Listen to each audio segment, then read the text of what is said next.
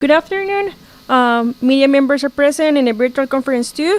Welcome to the official press conference to the Trinidad and Tobago national team for the opening for the match number 18 in the Gold Cup 2023.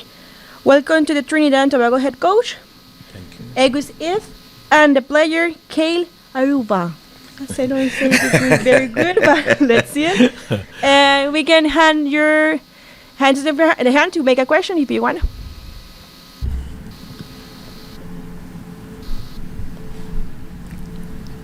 Thank you, Coach. Big win in the first game. How's the team kind of been working to set themselves up to replicate that result tomorrow against Jamaica?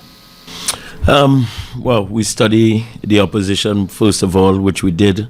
We in Jamaica is no secret as a big rivalry in the Caribbean. Is a derby game for us. So the intensity and the preparation has been really, really good. So we're looking forward to the match tomorrow.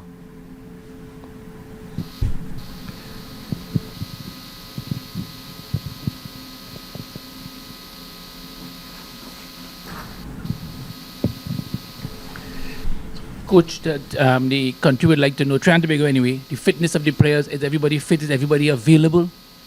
Yeah, everybody's 100% fit. We have no injuries at this point in time in the camp. Let me just ask, strategically, knowing what the current Jamaica team represents, would it be, in terms of your strategy, how much of it you can divulge this afternoon? Is it going to be defensive, offensive? What are your basic strategies that you can share with us this afternoon? We want to win the game. We came in the tournament with a mindset that we want to go to the second phase of the tournament, which is coming out of the group. So obviously we want to win the game. So the strategy that we have in mind would be about trying to win the game. Coach, is there any advantage, disadvantage in the fact that Trinidad and Tobago would have played against Jamaica in Jamaica and returned undefeated, including winning by 1-0? No, really. The Jamaica team, albeit they had about 9 foreign-based players in that match, I think it's only about 5 of them in this particular match. So, the likes of Mikel Antonio and Jamari Gray just came in, and Bobby Reed and all the likes of these guys, Pinnock and them, they wouldn't have been in that squad at that time. And to our credit, we had a locally based team also, so we didn't have the guys that we had also.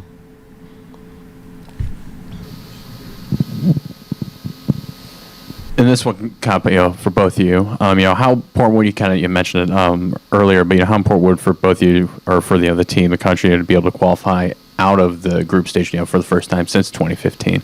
This will be huge because we have been.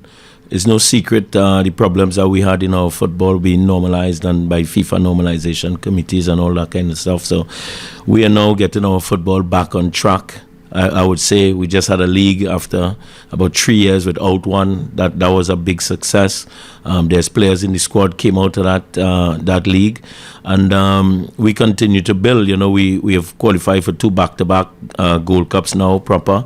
So I think we are back on the right track. So this is another step in that direction. The end game here is to qualify for World Cup 2006. It's in our region. And we want to put our best foot forward to try to be there again. Yeah, I think it would be a very positive result, and this would help to continue uplifting football in Trinidad and Tobago, as we know the past couple of years have not been very easy. Coach, the last couple of years, as Kaïlé said, has not been really productive for Trinidad and Tobago. What have you done recently that make Trinidad turn the corner in football? I think we have been successful in a very short space of time to revamp the team and freshen up the team. And the young players are really coming through. And because it was an issue that we had, the team was getting old and it was getting stale. and we really refreshed the team. And you see these younger kids coming through, Johnny Fortune, Kaïlé, Auvray is his name, by the way. Malik Khan, you know, all of these boys, they played in the MLS as young 19 and 18-year-olds. So just freshening up the team and having a new perspective and a new drive, I think was one of the major parts of us, our development on our turning the corner. Kelly, as a young player, your 7th match for Trinidad and Tobago, your 2nd Gold Cup match. What does it mean being part of the young brigade? As Angus mentioned, so many young players on the team, Real Gill, Young Fortune, just to mention a few names. What does it mean to you, the young guys? Well, for us, it means a lot, and it's truly a privilege to be here at such a young age and to be able to learn from certain veterans like Kevin Molino, Jovan Jones, to be able to acquire that experience at a young age. And what has been the biggest challenge for a youthful player like yourself coming into a team for the Gold Cup? I think the biggest challenge is to adapt very quickly to certain demands. As in a game, there's different types of situations. Sometimes the team's doing well, not as well, and to be able to adjust. But as I said, I have my teammates that help communicate with me and understand certain things to adapt quickly.